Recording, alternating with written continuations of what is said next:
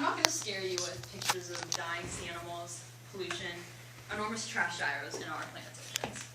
I'm not going to tell you that although the oceans support over 97% of all life on Earth, in the last 50 years alone, we've eaten over 90% of the planet's big fish and killed over half the coral reefs. My goal isn't to depress you, but instead to talk about happiness. I'm going to tell you how you can be happier, healthier, and better at what you do, while also preserving our oceans.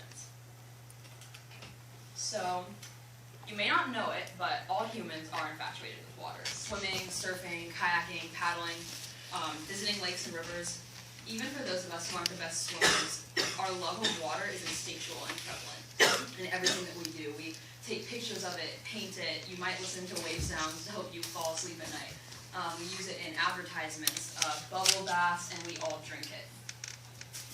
Statistics actually show that the color blue is overwhelmingly the most popular favorite color, and over 80% of the world's population lives within 60 miles of an ocean, lake, or river, while over 2/3 of the global economy is contributed directly by water in some form. So why do we love water so much? Well, the answer actually lies in our evolution. Our ancestors a long, long time ago actually had to go out and find their own water. They didn't have Brita filters or live around the corner from an Albertsons, and finding water became an instinctive habit. And now science has actually shown that we don't just need water for survival alone. It's actually been shown to have a tremendous variety of health benefits. And just being in, near, or around water can calm and connect us, increase innovation and insight, increase our creativity, heal us, soothe us, diminish anxiety and depression, and actually just make us overall happier and healthier. So let's begin by exploring our current method of relief from literally anything: medication. Anything that is wrong with you: fatigue, discomfort, stress, aging, anything, there's a medication out there that will somehow cure it. Our digitally enslaved and just chronically overstressed lifestyles, they really burden our bodies, and popping pills is a lot easier for a lot of us than actually taking the day off to relax from life's everyday insanity. And actually in 2013, Mayo Clinic statistics showed that antidepressants were the second most commonly prescribed class of drug in America, with opioid painkillers in third.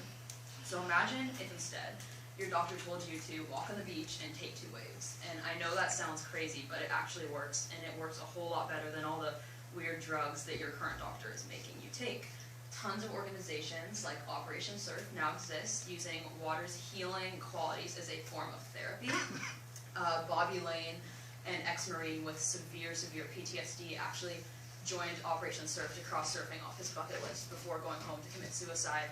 And just from one day of surfing and spending time in the ocean, he slept peacefully for the first time in years, and the ocean just added a whole new dimension of meaning to his life that actually prevented him from committing suicide.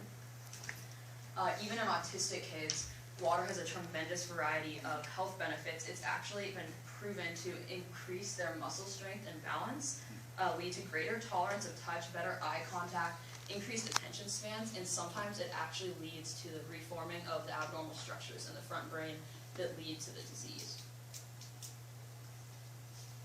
So that being said, if water has that big of an impact on humanity's greatest demons, what can it do for you? Well, for me, it's kind of been everything. Since the beginning of time, I have been in the water. Mostly because I couldn't really do anything on land. But yeah, and it also just makes me happier, and it makes me feel so much better. And you guys pretty much hear me blabber about water polo on the daily in this class, but just my oldest memories, my most fun experiences, and most surreal moments have all been in the water. And I guess the further implications of this are kind of that we just become so involved in our comfortable man-made bubbles of perfection, and I think we really forget how beautiful life already is.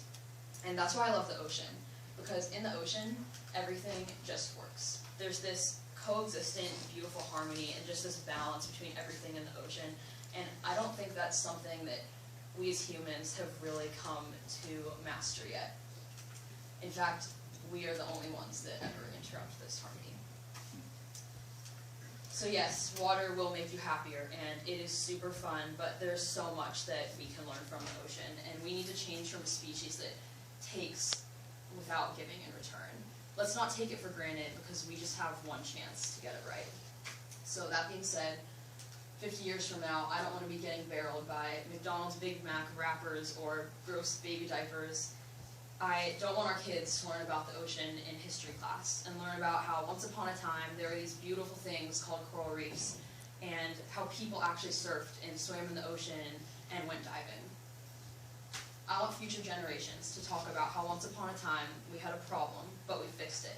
Because it's a basic human instinct to protect what we love, and we love water. Thank you.